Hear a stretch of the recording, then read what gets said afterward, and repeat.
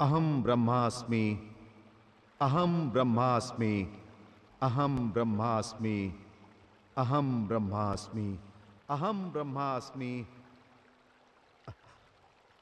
हे सृष्टि के रचयिता, हमरे सामने प्रकट हुई, नहीं तो आपन तपस्या के प्रताप से तोरे दुनिया के समंदर में डुबा दे। सागर पुत्र जलांधर, तोरी तपस्या से हम प्रसन्न भइल। आई, ऊपर आई।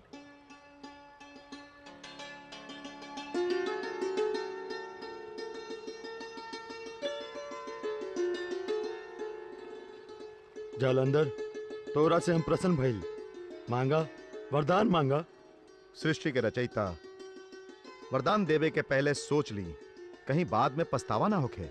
पछतावे के तो पापी के पड़ेला, पुण्य करे वाले के नहीं। तो हमरा के वरदान दी कि अमृत अभय दुनिया में हमरा से केहू जीत ना पावे। देव दानव या मनुष्य केहू के आगे जालंधर के मस्तक ना झुके। तथास्तु, ऐसा नहीं होवे। ई अभेद कवच तोरा के देता नहीं, एकरा के पहन के युद्ध करे और एकरा के अपनी पत्नी से बनवावे। संसार में तोरा के क्यों ना जीत पाई। पर एगो बात के याद रखिए जलंधर, तोरे द्वारे से केहू ब्राह्मण बिना भिक्षा ले ले अगर निराश होके गईलस, ताई कवच से हमारा वरदान की शक्ति समाप्त हो जाई। बोला, और कोनो इच्छा? हमारा एगो इच्छा और बा कि इस सागर से बाहर निकलते ही जहां हमार पैर पड़े वो हमार राज्य हो जाए। तथास्तु।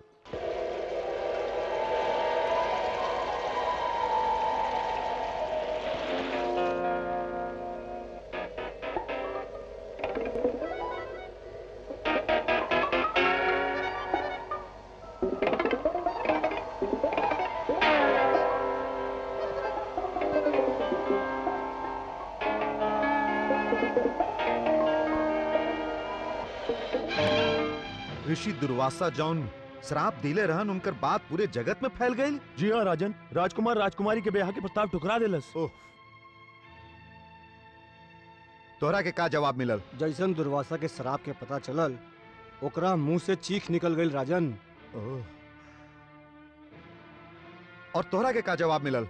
वो कहलन कि रउआ के राजकुमारी के जयमाला पहनावे से पहले अच्छा होई कि हम ऐसा अभागन चापग्रस्त राजकुमारी के माथा आपन तलवार से काट दे, तब अच्छा होई। ये कबो ना हो सकेला।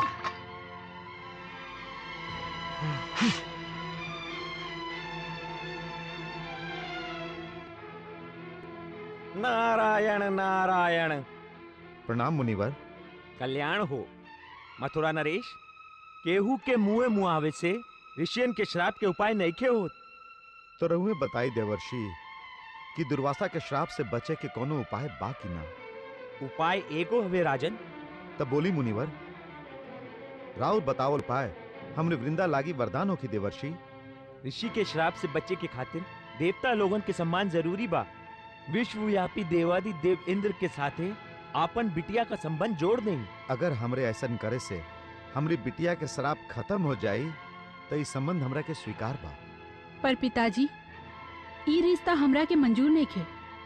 पर बिटिया वृंदा, तप और साधना के आंधी में अंधा भइल एगो ऋषि के शराब के आग में हम हमार पति भक्ति के नष्ट नहीं खे कर सकत। अरे तोहरे माथे पर तो देवादि देव के नाम लिखल बा वृंदा, राक्षस के नहीं। एक तो ऋषि के श्राप के मिटावे के खातिर इंद्र मिलिए और इंद्रास के सौभाग्य मिली, और दूसरी तरफ दानव और दुर्भाग्य के गहरे समुद्र में ही सीप के भाग्य का मोती मिलेला। मुनिवर, के है ये दानव जेकरा के साथ हमरा रिश्ता जुड़ल बा? ओकर नाम है जालंधर। जालंधर? जालंधर त समझ ले देवर्षि, देव और दानव का स्वार्थ का अंधकार प्रकाश में बदल जाई। जालंधर और वृंदा के मिलन से ही मनुष्य जाति को एगो नई ज्योति मिल जाई। देव ऋषि, ई तोहार अभिमान बोला था वृंदा। नारी के आदर्श को रउआ अभिमान कहेली तो ई में रउआ के दोष नहीं खे, काहे कि रउआ केवल देवों के गुणगान खातिर बनल बानी। नारायण नारायण। मथुरा नरेश, हम तो वृंदा के रिश्ता लेके यहाँ आई रहनी, पर विधि को मंजूर नहीं के होत, ता बस तोहरा जवाई जालंधर हुई है। नारायण नारायण। जालंधर, महाराजा जलंधर के जय। महाराजा जलंधर के जय। सागर पुत्र चंद्रचूड़ महाराजा जलंधर के जय। प्रणाम हो सब देवन के देव। महाराज जालंधर को प्रणाम। बेटवा, हमरा एगो इच्छा अधूरी बा। अगर ऊ पूरा हो गई तो तोहरा नाम और प्रताप का डंका पूरे संसार में हो जाई है। बोला बोला मौसी, तुम्हारी इच्छा पूरा होखी, बोला। अरे तोहरा माथे के तेज पर वारी जाऊं बिटवा हमार।